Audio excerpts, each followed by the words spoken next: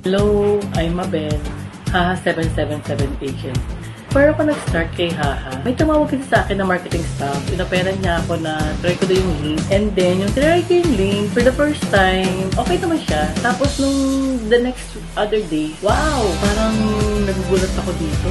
Kasi ang lalambot ng mga slot. And then, yung nakaipon na ako for the first month, naisip ko, what if pagkawa ko yung bubong ng bahay namin? So, ayun na. Bumili na ako ng materials para sa bubong ng bahay namin. Tapos, napaayos ko na yung tumutulong part ng bubong. Kasi, ang hirap pagka umuulan, yung tulo, yung pagod, puyat, yun. And then, after, nung na-share ko to sa asawa ko, siya yung naging first downline ko dito. Actually, aside from a player and agent ni Ha77, artist din ako ng Wait Pinas Muntinlupa chapter. Dito kasi ako nag-start for a charity. Tapos, home baker din ako kasi doon namin kinukuha yung bread and butter namin. Nagbibake ako ng cakes para sa human and pets.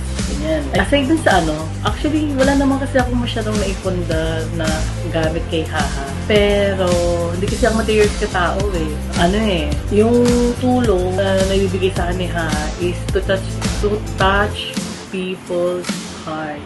Ayun.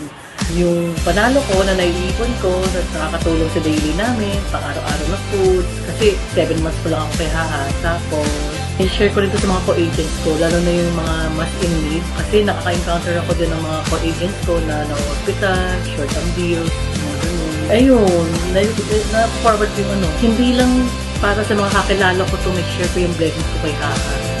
Hindi lang para sa mga friends ko, kundi para sa mga tao na hindi ko pa nami-meet ever, pero natutulungan ko sila. Ganon kalupit si Ha77. Kaya I'm so proud to be an agent ni Ha77. So, thank you, thank you. Hopefully, more blessings to come. Sana po, yung charity na opportunity na binibigay niyo po sa amin, saka sa mga susunod pa na agent, and sana po, mas marami pa po kayo matulungan. So, more power and God bless. Thank you.